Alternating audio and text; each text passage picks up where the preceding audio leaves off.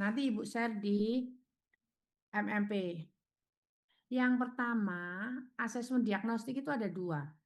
Asesmen diagnostik kognitif sama asesmen diagnostik non-kognitif. Asesmen diagnostik ini sebenarnya adalah asesmen untuk mengukur pengetahuan awal peserta didik. Asesmen untuk mengukur prior knowledge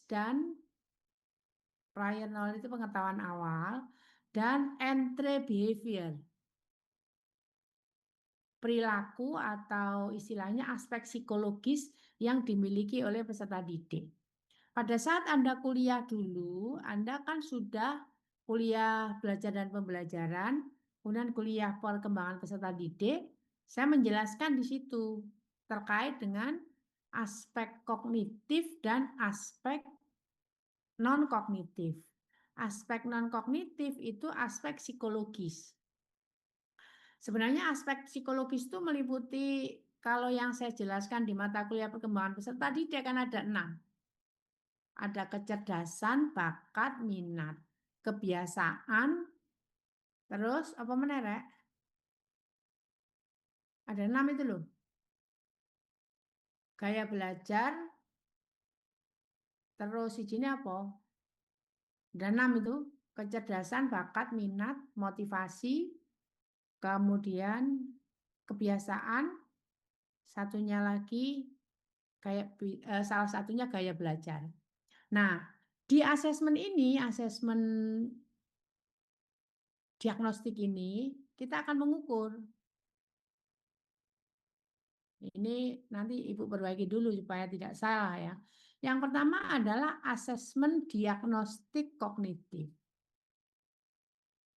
Nah, dia di sini dia menyebut asesmen as learning, artinya penilaian diri terhadap anak. Asesmen as learning itu bisa penilaian diri, bisa penilaian sikap. Diagnostik kognitif ini adalah asesmen untuk mengukur prior knowledge, pengetahuan awal yang dimiliki oleh peserta didik. Sehingga ini sesuai dengan konten materinya. Kalau ini berbicara terkait dengan perlawanan rakyat, maka materi yang ditanyakan adalah materi tentang perlawanan rakyat. Kalau yang Anda bicarakan adalah tentang masa pemerintahan Soekarno, maka materinya adalah materi tentang demokrasi liberal dan demokrasi terpimpin. Kalau yang Anda bicarakan paham-paham besar dunia, maka yang Anda bicarakan adalah materi tentang revolusi Perancis, revolusi, dan lain sebagainya. Sehingga materi yang asesmen diagnostik pengetahuan awal ini sesuai dengan materinya. Namun levelnya itu masih rendah. Karena ini hanya mengungkap terkait dengan pengetahuan awal yang dimiliki oleh peserta didik. Level yang tertinggi adalah kemampuan untuk menjelaskan. Tapi masih pengetahuannya sifatnya faktual. Jadi belum konseptual. Bisa dipahami? Bisa dipahami? Jadi level pengetahuannya itu masih C1 faktual dan C2 faktual. Bukan kemampuan tinggi, bukan MOTS, bukan LOTS, tapi masih bukan MOTS, bukan HOTS, tapi masih LOTS. Jadi C1 dan C2. Nah, ini pengetahuannya yang kognitif. Nah, selain asesmen dia ini kriterianya, nanti Ibu kirim ke Anda. Selain kognitif ada non kognitif. Non kognitif apa yang dinilai? Satu, penilaian diri. Meliputi gaya belajar anak. Nah, ini penilaian gaya belajar. Ada gaya belajar visual, auditori, kinestetik.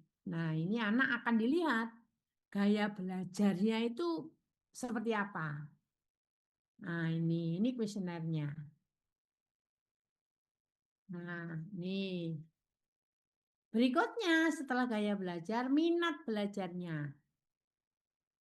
Ini penilaiannya. Minatnya, menilai minat anak. Berikutnya juga terkait dengan konteks anak. Jadi non kognitif itu selain personal atau aspek psikologis yang melekat dalam diri anak, juga menanyakan terkait dengan status sosial peserta didik. Nah, ini ada apa saja? Nah, ini terkait dengan aspek sosial. Berikutnya sebenarnya ada. Ini sosial ekonomi ya. Aspek budayanya ditanyakan. Kalau Anda nanti akan menggunakan, kalau PPK itu ada pendekatan yang namanya CRT, Culturally Responsive Teaching. Nah, di situ Anda bisa menggunakan, kalau CRT menanyakan budaya anak. Tapi selama ini yang paling relevan hanya kondisi sosial ekonomi. Sebenarnya tidak hanya itu, budaya juga. Itu ditanyakan, ini contohnya. Nah, ada yang ingin ditanyakan? Nanti saya beri contoh cara menganalisisnya juga supaya Anda bisa. Oke? Ada yang masih belum jelas untuk asesmen diagnostik baik kognitif maupun non kognitif? Ibu mau tanya. Kenapa? Mau izin bertanya. Silakan. Berarti yang di kognitif tadi, non kognitif tadi berarti cuman penilaian diri, gaya belajar, sama minat belajar, Ibu. Apa masih Ada tadi banyak sosial lagi? ekonomi tadi. Selain dari ini, Bu, selain dari sosial ekonomi, itu Nggak saja usah. berarti. Pokoknya gaya belajar, minat, kondisi sosial ekonomi. Nggak, Ibu, saya mau menambahkan budaya. Boleh, kalau mau silakan. Minimal ada seperti yang dicontohkan. Kalau mau nambah-nambah boleh. Karena sebenarnya asesmen diagnostik ini tujuan utamanya adalah akan menjadi pertimbangan utama Anda pada saat mengembangkan desain pembelajaran.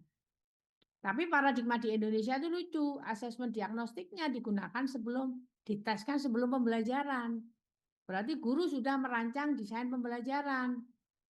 Ya sakarepe lah, terserah mereka maunya apa begitu. Yang pasti secara filosofi sebenarnya asesmen diagnostik ini adalah mengukur level kognitif, kemudian aspek psikologis yang melekat pada diri anak, dan konteks sosial, ekonomi, dan budaya yang ada di sekitar anak dalam rangka untuk menjadi bahan pertimbangan pada saat kita merancang desain.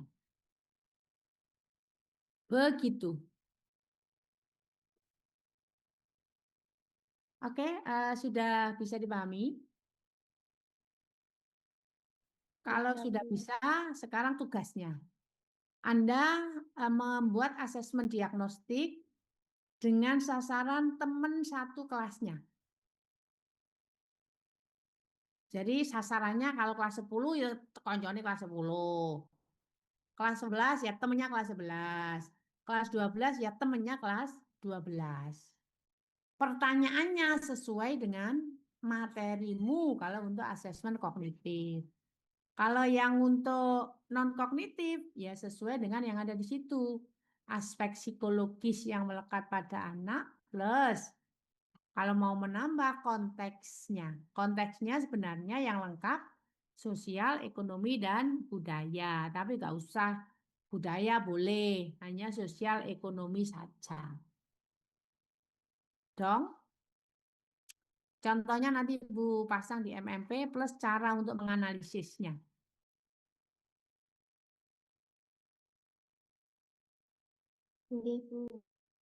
Oke, sudah jelas? Nah, silakan dilihat di MMP, saya sudah membuka slot. Nanti segera kalau tidak salah saya tutup nanti malam, hari ini nanti malam, silakan segera diupload tugas-tugasmu. Kan sudah ditugaskan lama begitu ya. Silakan diupload yang terbenar begitu ya, yang terbaik. Kalau masih salah Ibu, yo nanti aja diperbaiki. Karena sekarang tugasnya sudah berjalan terus. Kalau masih mulek kui ya gak mari-mari yo gak bener-bener urusannya. Nah, untuk instrumen penilaian setelah dibuat seperti itu nanti masukkan di aplikasi. Minggu depan Ibu hari ini dengan deadline terakhir minggu depan akan Ibu buka untuk aplikasi link aplikasi Anda. Silakan nanti dipasang linknya saja, jangan aplikasinya. Kan sudah dijelaskan kan di mata kuliah media pada saat atau di mata kuliah teknologi pembelajaran juga ada pada saat mengembangkan instrumen penilaian itu Anda menggunakan aplikasi apa. Begitu. Ada yang ditanyakan? Minggu depan wis lain meneh tugasnya. Makanya aja ditumpuk-tumpuk, lek ditumpuk-tumpuk kebek engko otakmu. Engko terus konslet. Wedi ya oleh nek mahasiswane sing konslet. Oke. Sudah jelas? Kalau sudah jelas, coba saya minta Jessica untuk mengulang tugas Anda untuk minggu ini apa?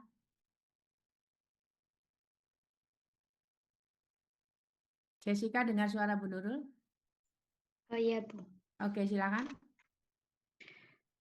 Jadi untuk tugasnya itu